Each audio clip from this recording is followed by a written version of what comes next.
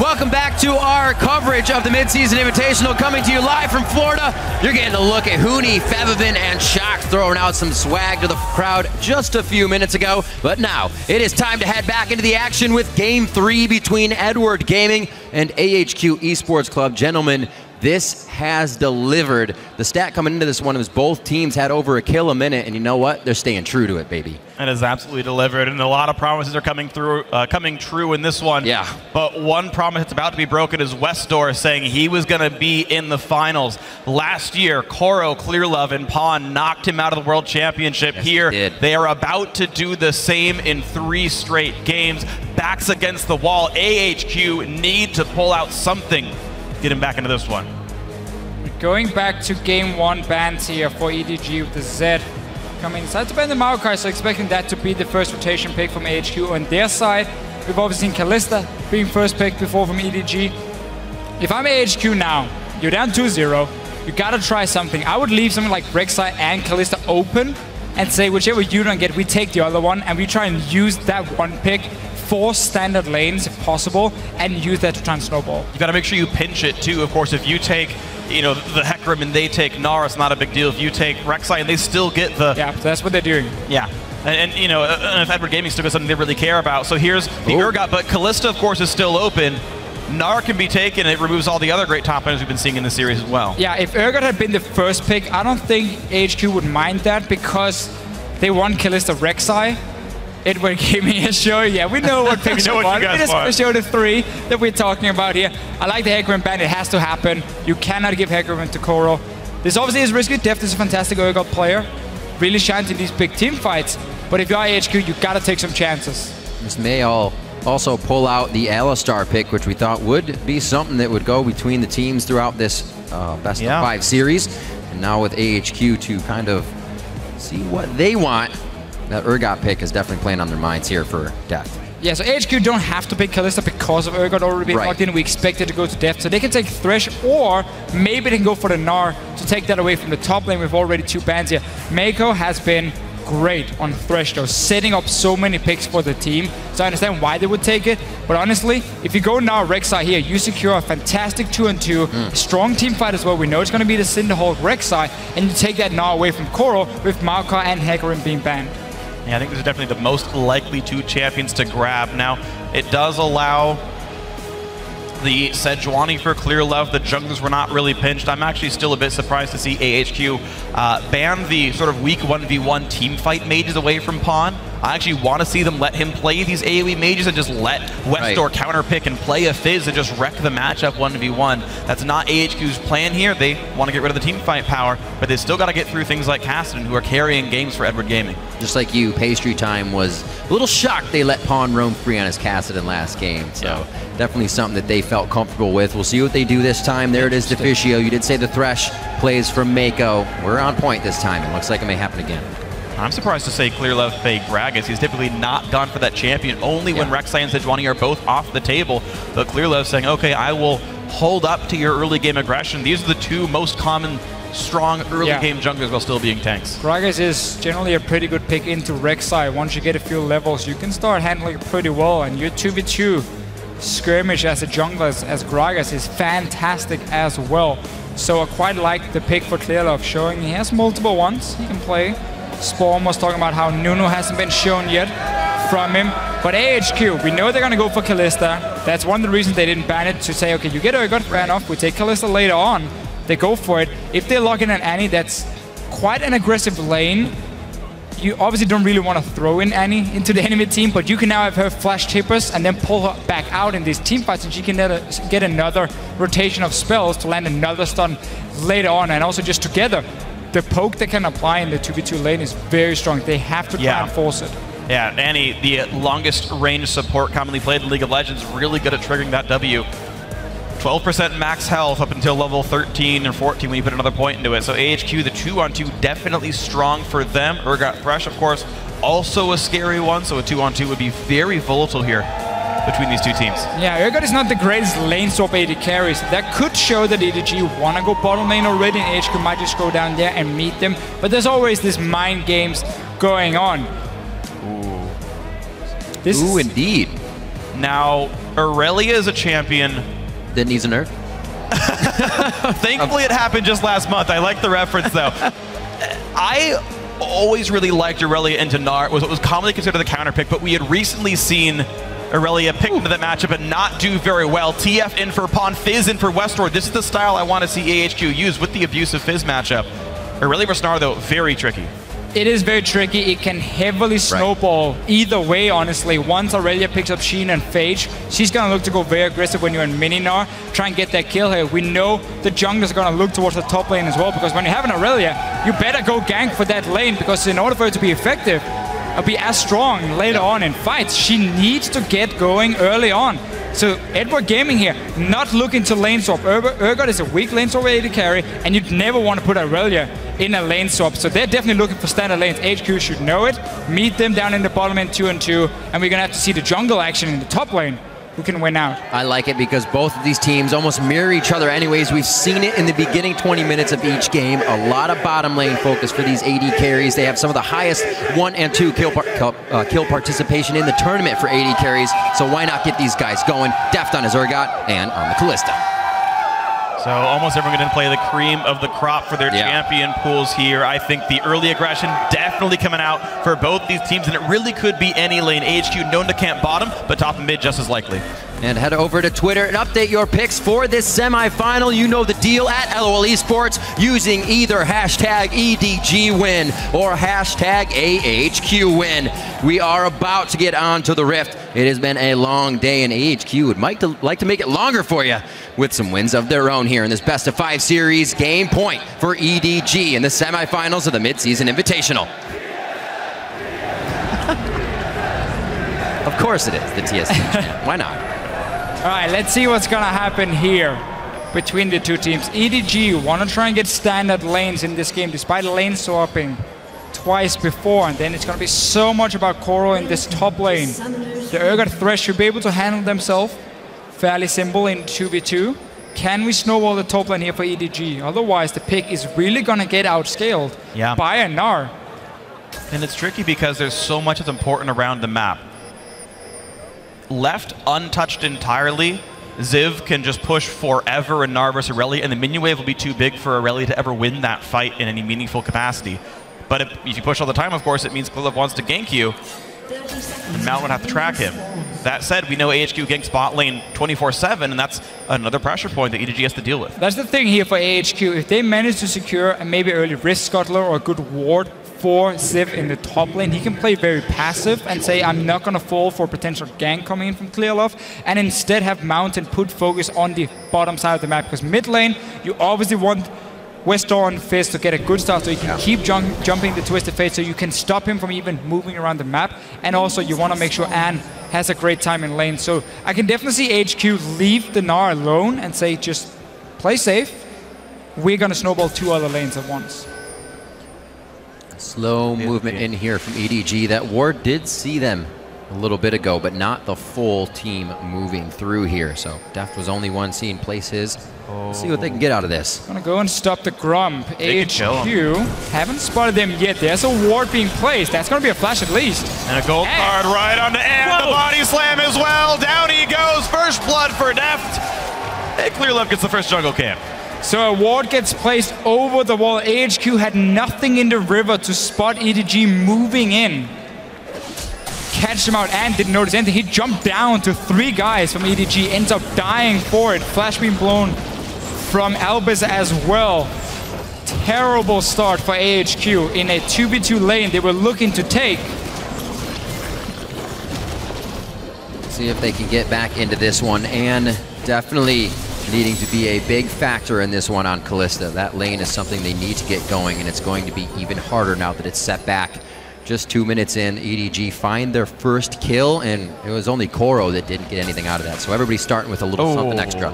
And Anne missed the ward of the wall as well. It's a hard one to screw up, but Anne, unfortunately, face plants a ward as well. Albus now forced to, oh, he does have a ward. The safe ward. So we'll get one of the wards down. This one is not going to cover anything though if Clearlove decides to walk from the tri-bush. Obviously EDG didn't see the ward being placed, I believe, just outside the vision of the Rift Scuttler. So they don't know it's right there. But if Clearlove does walk down to this bottom lane, he has to walk through the river to get spotted. And again, there's an Annie with no flash. That's a very easy gank for Clearlove to pull off. Right now, EDG is pushing it in though, Mountain.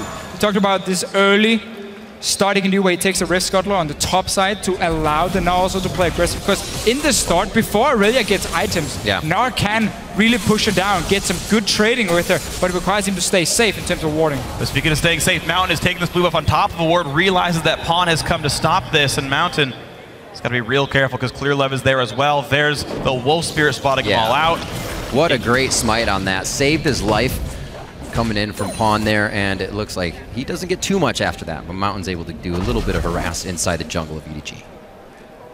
Mountain really want to look for some of these early ganks. The problem is two of his lanes, the soul laners, are pushed down to the tower, and the bottom lane one you know is warded up by EDG. So going for that gank can be fairly risky. Going to pull off. He's moving down though. He knows Gragas is top lane. This is a guaranteed 3v2. He wasn't spotted because he went through the mid here, so he's behind the bottom lane of EDG. Only Andy's missing flash, otherwise all summoners are up. Here in comes Mountain. Deft is low on mana. Mako flashes. Oh, what a knock-up onto Deft! The man's got flash and out he goes. Procs the W. Mako does not have any summoners left either. Rend is still on and not going to get much more than that, but a lot of damage dealt in the bot lane. And just a very good route here from Mountain through the mid lane, expecting the river wards from EDG. And of course waiting for Lantern, getting that nug up. Such a beautiful play. Two summoners down suddenly. AHQ pushing the lane in. Falling behind the CS though. Clearlove is top right now, and you do have a pushed up Ziv waiting for that Gnar bar to go down. He starts to make a move. Minions will see him out early. This might be a bounce over the head here. Which way is Ziv gonna go? It looks like he wants to take the dangerous road, and he already took aggro from a hit onto Koro, just in range of the turret. And you know this is gonna happen when you play Aurelia into Gnar. You know EDG is gonna try and gank for him. We see Mountain trying to do the same on the other side of the map. Rinse and repeat, those flashes are down. It could be a good chance here, as long as Mako doesn't make it too far for that Lantern on Deft. EDG is going to push it out here. The wave is pushing quite heavily in favor of AHQ. Clearlove's heading over. There's only so much time AHQ has before Clearlove can counter gank this, and if Mountain isn't burrowed, he won't know that Clearlove is coming. That push on top lane as well. Koro actually seems to be freezing it, so he may stay up there. No teleport for him unless it really does get too messy here in the bottom lane. Mountain has left so far, and it may be now for Clearlove. Right. Still no flash in the bottom lane for Albus in case anything happens. Trading in the mid lane. Westor and Mountain are near here. He's spotted, but he's going in anyway. Shark hits. Pawn does not have any summoners left. He pops Ghost to run a bit faster. The summonerless TF will get out. Westor takes a big chunk of health, but AHQ knows exactly where Clearlove is. Clearlove knows where Mountain is. Junglers are spotted. No easy aggression here. Yeah, just Clearlove trying to walk around, see if he can protect his lanes. He went straight to the bottom lane after basing, knowing there was a high chance of Mountain being there. Just a great read from him. AHQ will spot him with this ward here. Gonna have to go for a tower dive, and now you can see Mountain coming down, this time for the counter gang. So both junglers really trying to follow each other around. And Westor's coming too. Game 3, just as aggressive as the rest, just not as many kills have been racked up by now, and once again, EDG is actually going to call this one off. May have taken a bit too long to set up, so they'll stay away for now. Good push here from Deft and Mako. Guess it doesn't need to be pushed anymore. What a gank that could have been for them. It's worth pointing out now that Edward Gaming, though, is pretty significantly in the lead. 1,300 gold up, the 80 carries up 20 minions himself, 2 kills overall.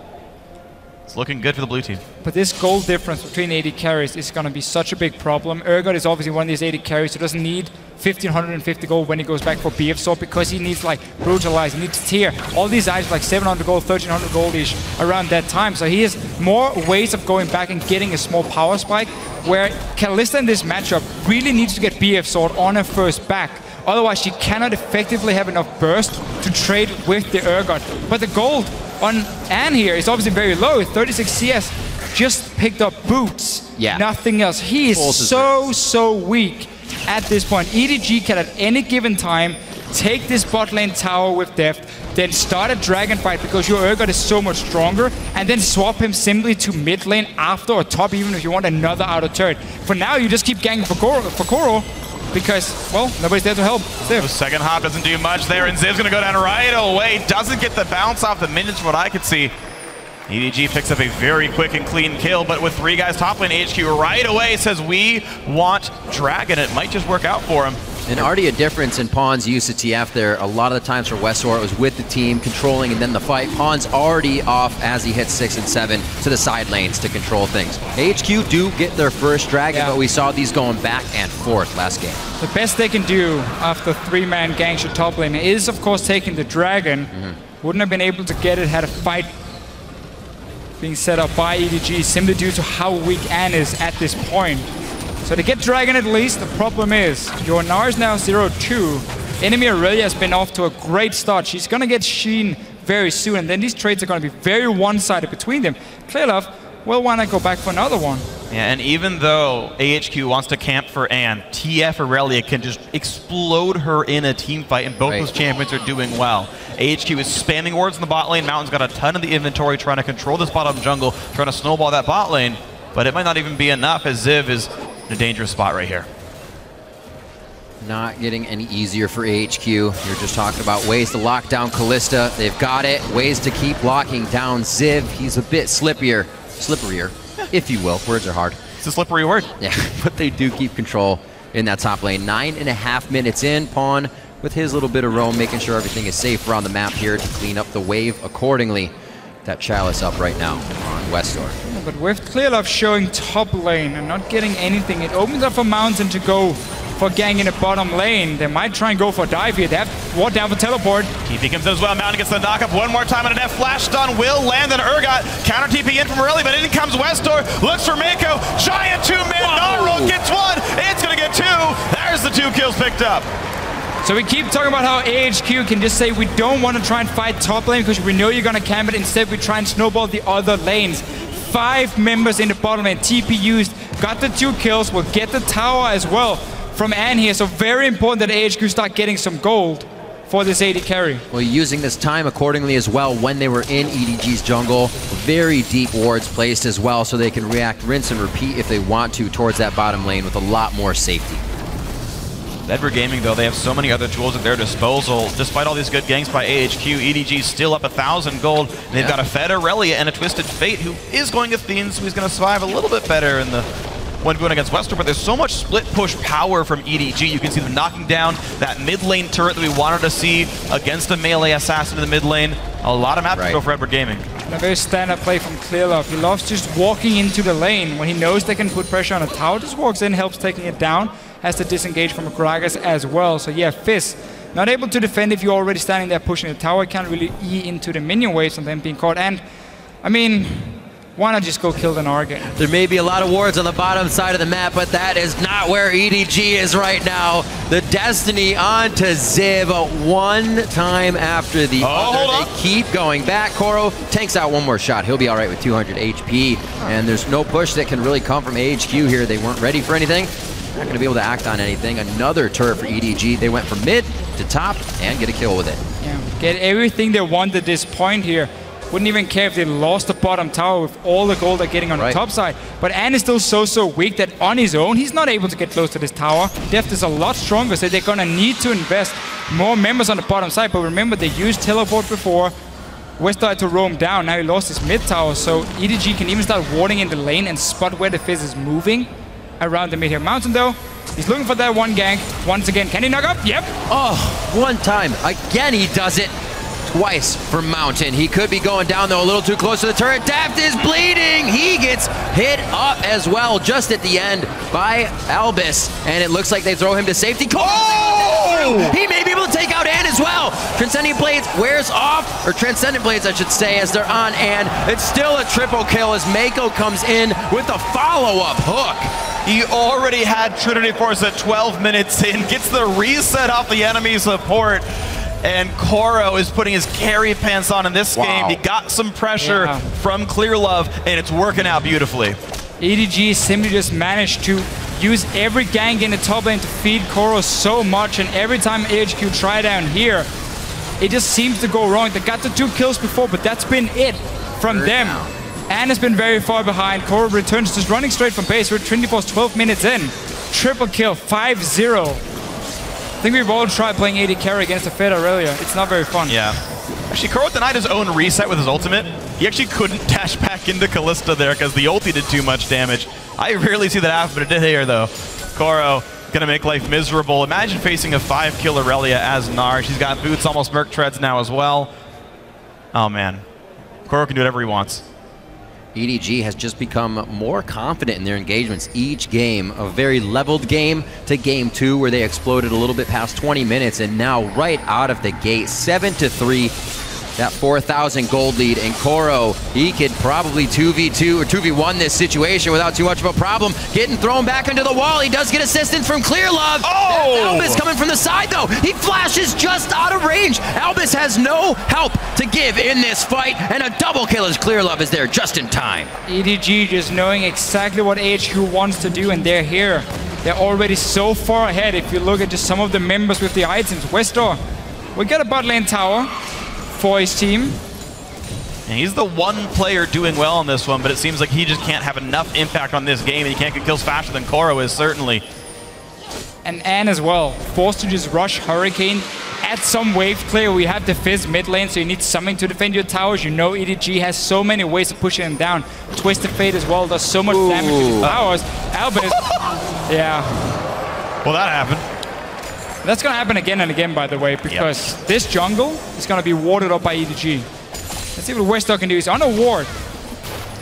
Oh, might be lunchtime. Gets Chum the Waters out onto Pawn. He will be able to get that follow-up damage. Trickster does not hit. Koro to come in now. Another 2v1 situation. He is loving it with his back against the wall here. That is how he is thriving in this game, and the team is always just steps away. Gate comes in. Not even going to need it. Troll a lull to Pawn. Whatever, take the kill either way. Def's going to feel good about that one. 2-2-2.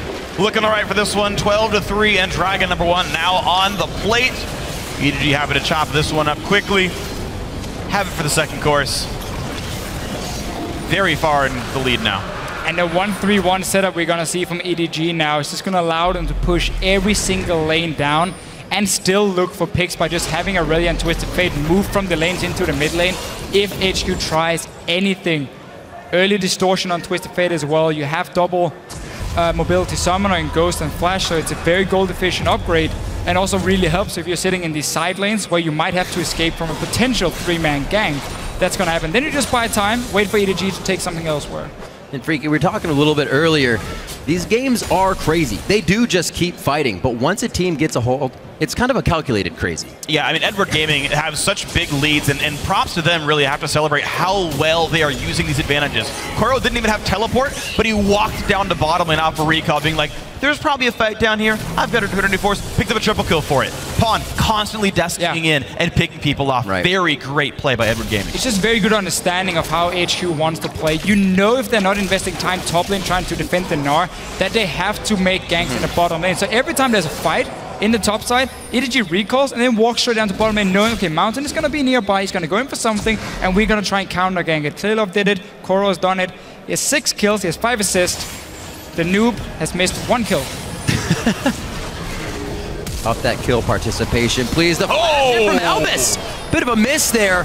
That engagement is now down for AHQ as they kind of stretch themselves thin for this one, and it may not work out in the end. Def from over the wall, able to pick up a kill with the assist to 3 here, and AHQ again, for their troubles, are turned back to their base. Man, Edward Gaming just getting everything going their way, and poor AHQ can't catch a break. The flash tippers dodged away, now mid lane getting sieged. EDG have so many long-range tools, and even the threat of a dive as well. 17 minutes in, mid lane tier 2 just getting destroyed. Koro into the back line already. Where else would he be? He gets Lantern back up, but Westor is a fish on a hook, and down he goes. Koro, one is godlike, walks away safely, and down goes the turret. EDG are just so far ahead that every single time they walk forward, they know they can win a fight. And honestly, for HQ, I mean, you don't have to wait there to sit and like stall the game. You have to just try and create some picks. You have to hope that EDG goes a little bit too aggressive, and you then catch them out and get a kill on your carry. The Fizz or the Kalista really needs them. When you just sit on a Hurricane for Anne, I mean, he has close to no damage at this point. He can't defend himself either against the Aurelia. Let's see this so engage again. EDG just saying, we can just go in, we have the CC, we have the items, even land to pull Koro back out. get the kill, get the tower. And great CC stacking as well. You know, Fizz, one of the most slippery champions, and he is doing that 20 CDR build just his last game. Doing what he can to get away from stuff, but hook into flay into body slam into absolutely dead. Props to EDG for even in these small fights playing them exactly right mechanically. Yeah, especially with Gragas Barrel as well, the chaotic fights. We've heard EDG talk about their mechanics, and things like that do not phase them. They still know the target to focus on. The Gragas Barrel is just something that creates the chaos that they thrive in the fights, and it works out perfectly for them. And we haven't seen Clear Love on Gragas that much. It's just something they're attuned to.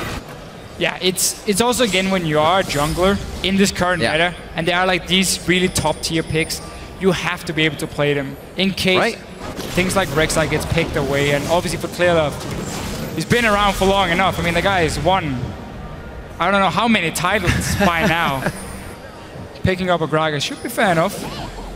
But honestly, this has just been a team effort from EDG as well. It's not just Koro winning the game on his own, it's the team really just feeding him every single kill in the top lane, and then trying to play safe on the bottom lane and use that to really get a big lead. And we're 19 minutes and he has 7 kills. Well, there's so many carries on this team, right? I remember Crumbs on the desk was just saying, you know, sometimes it's not Pawn anymore, it's Deft. Well, there's still Koro in the top lane who brings out these picks. We still remember the Hecarim pick against AHQ 11-0-9, and now the Aurelia 7-0-5.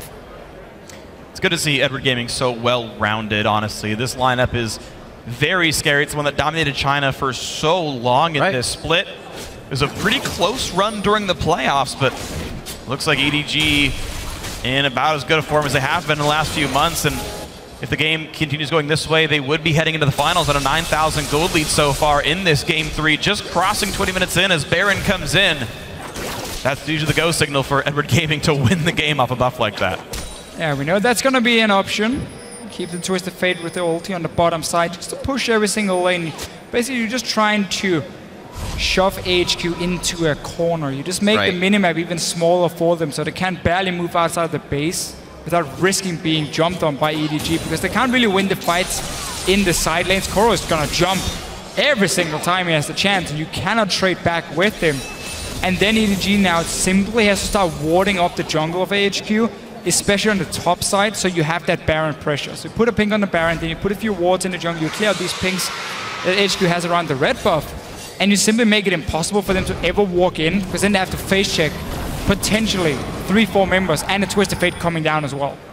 So that's the game plan for Edward Gaming. Strength control over Baron, take the buff for the next, I'm gonna guess 1 minute it's gonna die. And then an easy push in from there with all the ranged champions they've got. Meanwhile, AHQ just so far back. You mentioned earlier, watch out for face check. How about just one person? How about just Koro? Flashes in, looks for Ann. The dodge comes in, still takes them out. And now Pawn joins the fray. Ziv is not going to be big enough for a while. Hops off of Albus's head, short as he may be on Annie. And there's a flash away from the support. But a Lantern comes in to pick up even more. Edward Gaming crushing AHQ. Just when you think the fight's over, here comes a Lantern off the Fog of War. And it's still continuing. EDG going for one of their favorite objectives in the game. 21 minutes in. Both of these teams have times of the earliest Barons. So it's AHQ has to try and stop no different. They're going for it again. To try and go for some kind of steal. I mean, that's the only way for you back in the game now. Oh. Not going to happen, and now Ziv's going to try to run away, but the Flay is going to land on one, the hook onto the other. Mountain can't even get over a wall, and that's going to be 4 kills picked up in a row, plus the Baron for Edward Gaming. Full control on everything. AHQ tried to set up a trap top lane. Koro really showed that he wasn't going to fall for that. He was ready to fight. And now Westor. Really hard for AHQ to fight back at all at this point. You can see Ann is pretty much throwing pebbles at people with that hurricane. Oh, man. He gets grabbed in. He won't be throwing too much. Sticks and stones go at him from the side of EDG, and he goes down. It is now going to be the inhibitor turret, 22.5 minutes in.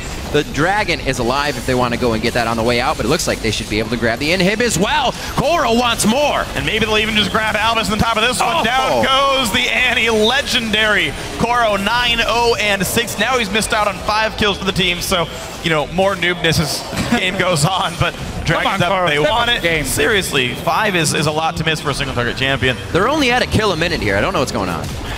More aggression, please, Edward Gaming. You're not winning the game fast enough, but they are certainly dominating here in Game 3, making a statement. Pawn gonna knock down one more turret as the 6th has fallen. An easy dragon on the way back out. Edward Gaming getting better and better as these games go on. A 2 to 3 to 5,000 difference for those top laners right now. Such a disparity between these two as EDG seem to completely level up throughout the series. So much faster. AHQ had quite a showing here at MSI, really representing the LMS and the Taiwanese region so well. Beating out Fnatic, beating out Team Solomed, had a great game against SK Telecom, really pulled them to late game. Absolutely. Before Easyuna and Azir could win the game for them. But EDG has just been, honestly, a level above if you look at the big picture. In terms of the lane swapping control, seems to be bigger champion pools as well, more options on how you want to play out the game. And while AHQ tried to match them in terms of team fighting, one mistake would basically be enough to swing it in favor of EDG, and that's what has happened in the last few games. This one has just been such a one-sided affair. Very predictable game plan for EDG, but just so little you could do against it. In all of AHQ's games, they seem to stay quite level, but it's never enough to push them to getting an advantage. They're only able to stay with the team they're against, and then you see EDG take over, you see SKT take over in the end there. Yeah, Edward Gaming playing fairly tempered right now, happy to push all the waves in for now. Baron buff about to be timing out in the next few seconds, but 4 members staying top, making sure they are grouped together. Now Pawn cannot join them, he destined to the bot lane. It's a 5v4 opportunity for AHQ once they get Westdoor in, but even that might not be enough to win the fight. Mountain in, pretty slow on this one, kind of telegraphed as he came over the wall. EDG is able to set up here, Mountain goes down to about a third of his HP. Koro just able to force out Westdoor here, and hey, Pawn's having some pretty good time here in the bottom lane with this turret. AHQ is going to have to react, but they'll just lose even more. Right onto Ann, the point stun for him, but he's able to start dashing around. Ziv doing what he can. Fate's call. Elvis will not go back into the fight. They need as many members possible here as they defend the base. AHQ could not even win a 4 versus 5. You saw Koro by himself zone out Westdoor's Fizz. Pawn just soloed the bottom lane inhibitor turret and nearly the inhibitor itself as well. They are running out of options here on the red side. Top lane inhib getting focused now as well. EDG keeping 4 guys up here. The fight now between Pawn and Westdoor. Playful Trickster gonna dodge away. Gold card on the backside, but Pawn's losing a lot of health. Oh, the potion chug right at the end, pretty much keeping him alive, even though the grievous wounds knocking it down. Westdoor doesn't look like he wants to give up pursuit just yet. Looks like Pawn may try to outplay him by just hanging tight, or may try to keep Westdoor from backing here now that he starts to re-engage. Looks like he'll have his control on the wave with now Destiny up. Floating back to his team. Just going, oh, he's in here, guys, by the way. He just wants to go home. All right, let's all chase Westdoor. Who gets the kill? No, he's gonna get out. Oh, that recall though. Hi, it's Mako. All right, buying some time. Darn, I was wrong. Buying some time. All right, good. That kill did go to Koro. He's keeping up. Still only down 5. Gonna keep that KP stat as high as he possibly can on Aurelia, but 2 inhibs down, and just getting a bunch of farm, trying to just clear out some of these minion waves, trying to run away. Koro over the wall, just fearless now for Edward Gaming. A great hook catches Mountain. Rek'Sai in a really bad way here. In comes the rest of the team through the lanterns. 22-3. Def flashing forward for a swap. Can't quite sending a message. Sending a message. That's sending right. a message. Absolutely. The zoning flash. The zoning flash. I like it. We'll see what they can do to stop these Nexus turrets from going down. It seems quite inevitable at this point, gentlemen. A 4-man Gnar swipe just causes EDG to backpedal a little bit, even more than I would think. Pawn, however, coming back in is the aggression that they need. The Fate's call to try and save Albus, and at 10 HP, Westdoor at 100 and now 0. And it looks like EDG will have the base. Game 3 in their eyes in just a few more minutes here, but they may not have the waves to finalize the game yet as they just skirmish throughout. AHQ's base. Koro stops the Regal. He's got teleport. He can heal back up, but who even cares as more kills come through? This one, though, Koro misses out on. Now down 6 of his team's kills, but either way, it's getting better and better. Edward Gaming going to take this series 3-0. They're headed to the finals.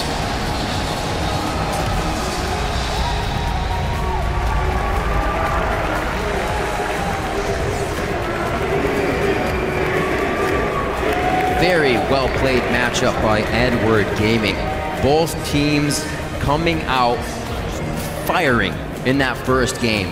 We saw it go to about 15-15, and the final fight brought out 27-17. Yeah. And EDG used that momentum throughout every game following to crush AHQ. Very clear game plan for them here, and AHQ to try to make plays elsewhere just never had the same effect as when you are 3-man gank in front of Aurelia top. Koro going absolutely crazy in this game, and EDG just showing they were the better team today.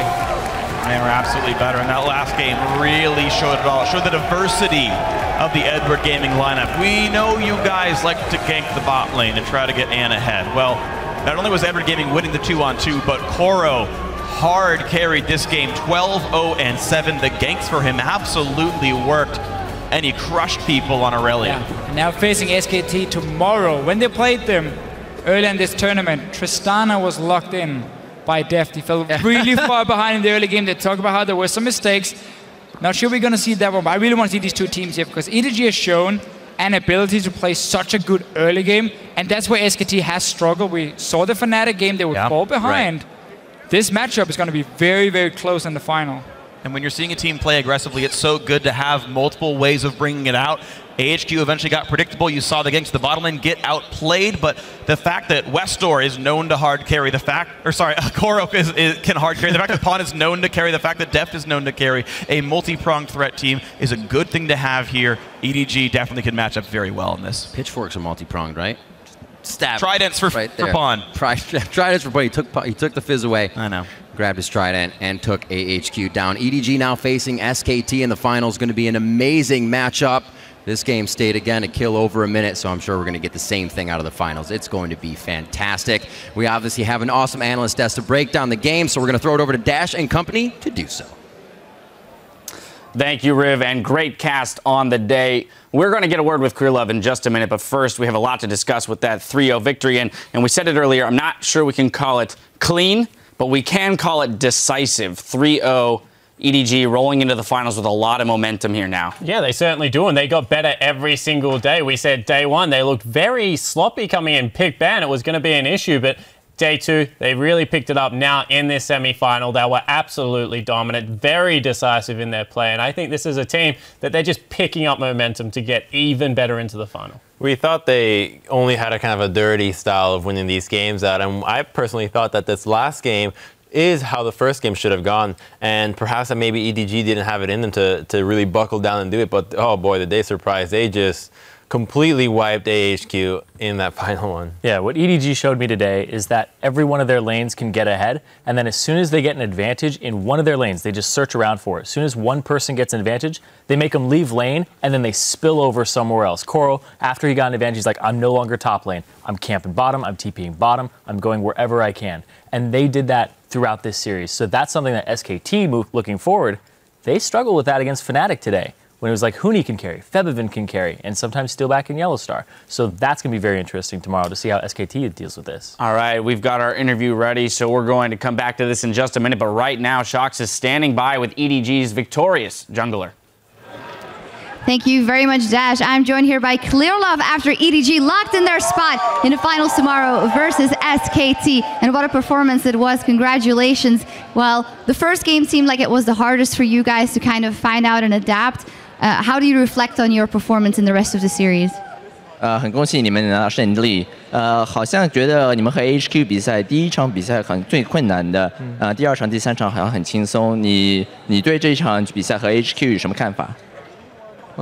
因为第一场是我们从下午就来了，然后休息了很久，第一场有点不在状态吧，犯了很多平常不该有的失误，所以说第一场显得很艰难，然后给 AHQ 抓了很多机会。So because we came in the afternoon, we didn't have enough time to adjust. So we were still trying to get into our rhythm. So first game, we had a little bit of difficulty. But after that, we were able to get into our rhythm and clean it up. Yeah, absolutely clean up. Dominating performance in the other 2 games. That means you're in the finals versus SKT. They needed 5 games to make it to the finals. And FLICKR was up here and said that he was quite confident that they could take it. How do you think that matchup's going to go? 明天你们角色要和 SKT 比 ，FLICKR 在这儿，他们是需要5场比赛才能进入决赛你们只用3场。FLICKR 刚才说他很有信心能拿冠军你可以对他有什么看法？你对他的队有什么看法？我也很有信心拿冠军。然后对于 FLICKR 说的话，我觉得胖能单赛他。然后对于 SKT 来说，我觉得 EDG 绝对能赢他，在 BO5里面。I also have a lot of confidence that we can win. I think FLICKR against Palm will win, and EDG against SKT, EDG will win. All right. Well, you mentioned FLICKR versus Pawn. Another interesting there is Bengi versus ClearLove. Bengi single-handedly had a huge performance in the last game of SKT versus Fnatic. How do you reflect on his performance, and are you guys playing versus each other tomorrow? 你明天也要和 Bengi 打，Bengi 他最后一场比赛和 Fnatic 表现得特别出色。你对 Bengi 在 MSI 表现有什么看法？你和他比，你觉得谁更强一些 ？Bengi 的话，他的就英雄池我觉得有点少吧。然后他打什么英雄都很像，就是如果他玩鲁鲁，他就更倾向于控 buff、控龙这些，做的都很好。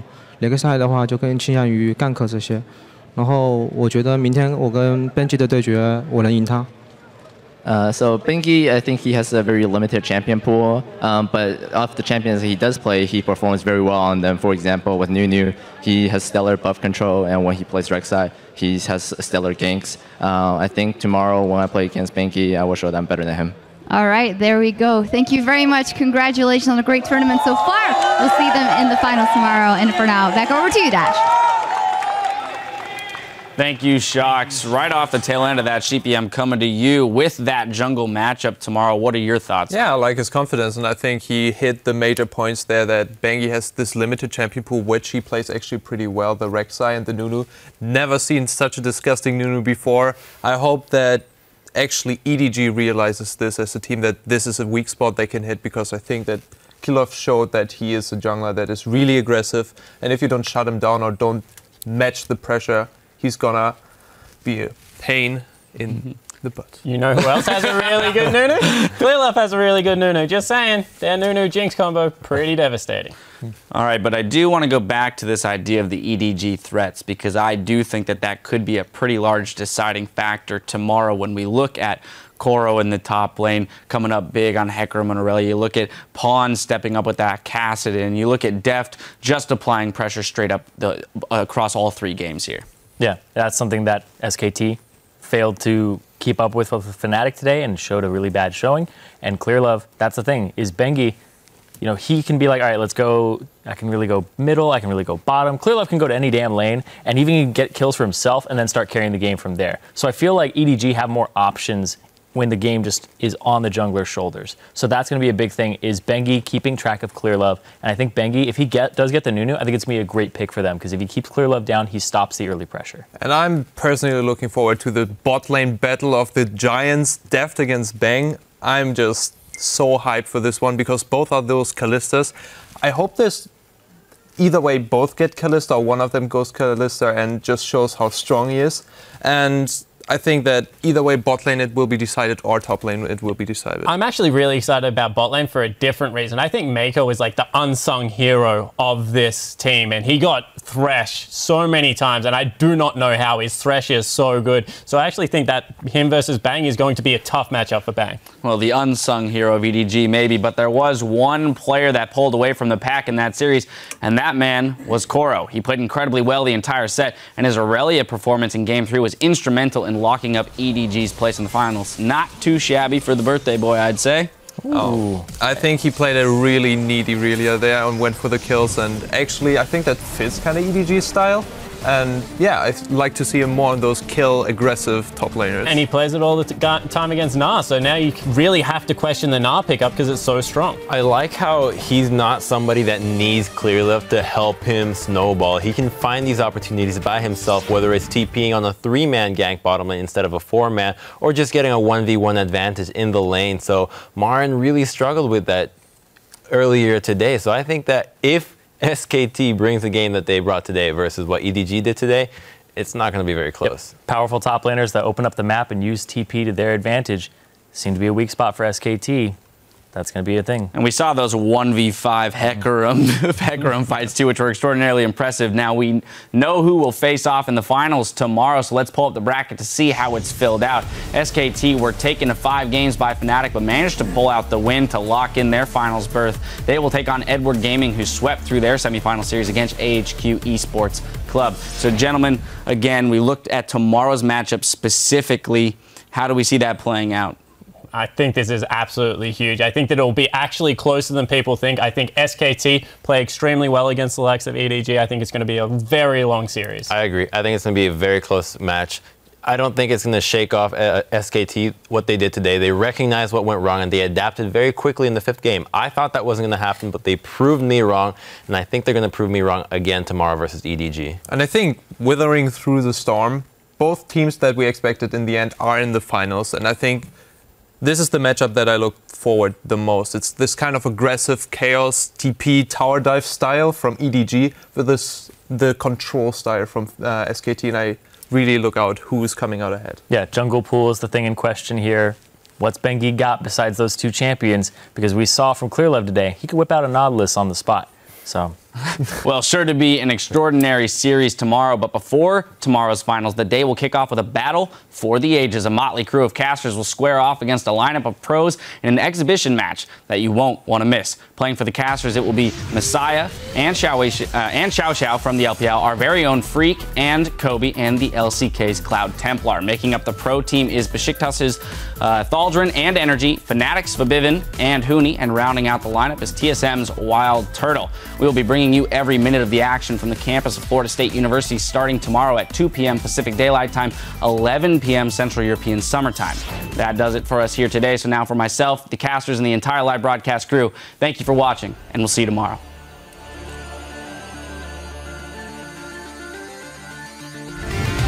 Korea versus Europe. Fnatic needing to improve upon their performance from yesterday. Lauren trying to shred them down. Reynolds in retreat. Hooney's low. That's a knock-up on Fake, and Yellowstar knocks him into the waiting hands of Feathervin. Hooney's now going to be the next victim, but the boomerang blade kills the man that started it all. Wolf is down. SK Telecom will knock the first nail into Fnatic's coffin. Nice! And it's 1-1 Fnatic. There's the jump mark coming in. It's removed. It's removed. That's a shutdown from Bang. SKT with a great start to the fight. Double kill for Bang as Petrifying Gaze does nothing. And FLICKR at 5-2-5 takes the series 2-1. Nice! We got it! Nice! We finished. Fnatic take down SKT in the 4th battle. Who will go to the finals? SK Telecom or Fnatic? FLICKR, explosive cross backwards, Petrifying Gaze down, double kill for Bang, triple kill for Bang, quadra kill for Bang. SK Telecom T1 will move on to the MSI finals. Ziv is unadapted, and he's not going to be able to do much when he throws Mako to Westor. That can finalize him. They both go down, and the onslaught of shadows comes through.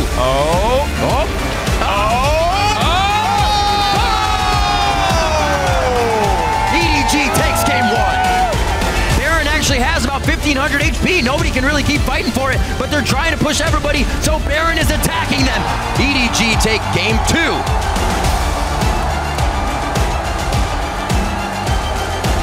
Getting thrown back into the wall. He does get assistance from Clearlove. Oh! Is coming from the side, though. He flashes just out of range. Edward Gaming going to take this series 3-0. They're headed to the finals.